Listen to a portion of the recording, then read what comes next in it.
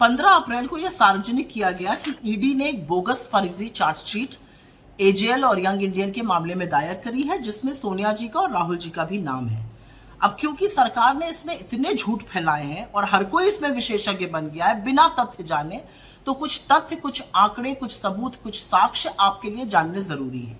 सबसे पहले तो ये एजेएल और यंग इंडियन है क्या और किस तरह के झूठ फैलाए जाते हैं। यंग इंडियन एक कंपनी है और एसोसिएटेड जर्नल्स लिमिटेड एक कंपनी है। झूठ फैलाया जाता है कि यंग इंडियन ने एजेएल को टेक ओवर कर लिया, ये झूठ है। झूठ फैलाया जाता है कि सोनिया जी और राहुल जी खूब पैसा पीट रहे हैं, झूठ है। झूठ फैलाया जाता है कि उन्होंने कुछ हेराफेरी करी, झूठ है। अब समझ लीजिए बात क्या है। एजेएल एसोसिएटेड जर्नल्स लिमिटेड वो संस्था है जो नेशनल हेराल्ड छापती है। नेशनल हेराल्ड वो अखबार है जो जंगे आजादी के दौरान हिंदुस्तान की मुखर आवाज बनकर उभरा था। इसकी स्थापना खुद पंडित नेहरू ने, रफी अहमद किदवई जी ने, पुरुषोत्तम दास टंडन जी जैसे आजादी के महानायकों ने की थी। खैर, समय बढ़ता गया, ब्रिटानिया हुकूमत से हम लड़ते रहे। ब्रिटिश ने एजेएल को और नेशनल हेराल्ड को बैन भी किया था, लेकिन इसके बाद एजेएल पर लगातार कर्ज का बोझ बढ़ता गया। उसके ऑपरेशंस भी सस्पेंड करने पड़े, लोगों को देने के लिए तनख्वाह, उनके पीएफ वगैरह का पैसा भी नहीं था।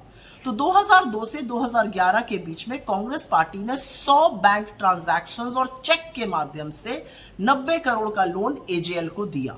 लेकिन क्योंकि एजेएल पर कर्ज इतना ज्यादा था और ऑपरेशंस खत्म हो चुके थे, तो उसकी डेट को इक्विटी में कन्वर्ट किया गया, उसके ऋण को शेयर में कन्वर्ट किया गया। ये बहुत आम प्रैक्टिस है, सरकार भी एनसीएलटी में लगातार करती रहती है। और ये इक्विटी एक नई कंपनी यंग इंडियन में डाल दी गई। Young Indian section 25 companies act के section 25 not for profit company है। इसका क्या मतलब हुआ? नॉट फॉर प्रॉफिट का मतलब होता है कि ऐसी कंपनी अपने शेयर होल्डर को एक नया पैसा मुनाफे में, डिविडेंड में, सैलरी में नहीं दे सकती है। इसके शेयर होल्डर कौन थे? इसके शेयर होल्डर 4 लोग थे, सोनिया गांधी जी, राहुल गांधी जी, ऑस्कर फर्नांडिस जी और मोतीलाल वोरा जी। सोनिया जी तब अध्यक्ष थी, राहुल जी महासचिव थे, संगठन महासचिव ऑस्कर जी थे और मोतीलाल वोरा जी कोषाध्यक्ष मतलब ट्रेजरर थे। खैर, क्या यंग इंडियन ने एजेएल का टेक ओवर कर लिया? कतई नहीं।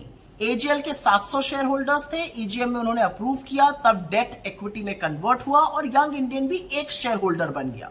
एजेएल की सारी संपत्ति, उसके सारे एसेट, उसके सारी इनकम उसकी अपनी है। उसकी इनकम का, उसकी रेंटल का एक नया पैसा ना तो यंग इंडियन में जाता है, ना उसके किसी शेयर होल्डर में जाता है।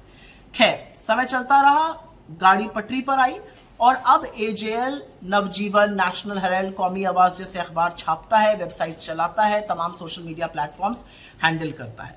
एक और झूठ बोला गया कि एजेएल के पास 5000 करोड़ की प्रॉपर्टी है। इतना पैसा तो बीजेपी के दफ्तरों में ही है, हमारे पास तो नहीं है, क्योंकि आईटी डिपार्टमेंट ने खुद एजेएल की प्रॉपर्टीज का आकलन मात्र 359 करोड़ पर किया है।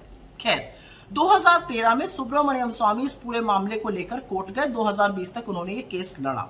उसके बाद वो बड़े मुखर तरीके से नरेंद्र मोदी और अमित शाह के खिलाफ जहर उगलने लगे, उनका सच बयां करने लगे। इससे दोनों लोग डर गए, उनको लगा कहीं सुब्रमण्यम स्वामी बिदक ना जाए। तो 2021 में सरकार ने खुद से एक केस फाइल कर दिया, सेम केस फाइल कर दिया हमारे खिलाफ। 2023 में ईडी ने प्रोविजनल ऑर्डर ऑफ अटैचमेंट जारी किया।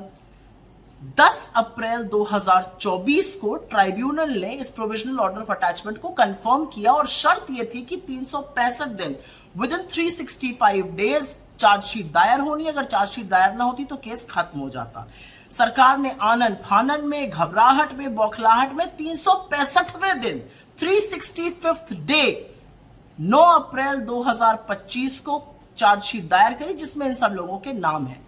अगर आपके पास साक्ष्य थे, सबूत थे, 12 सालों से ये केस चल रहा है, आपके पास तथ्य थे, तो आपने पहले क्यों नहीं चार्जशीट दायर कर दी? आपको 365वें दिन के लिए इंतजार क्यों करना पड़ा? असलियत तो यह है कि नरेंद्र मोदी जी ने ईडी, सीबीआई और इनकम टैक्स जैसी एजेंसीज को भाजपा का पालतू फ्रंटल बना दिया है और उससे सिर्फ विपक्ष को प्रताड़ित किया जाता है, परेशान किया जाता है।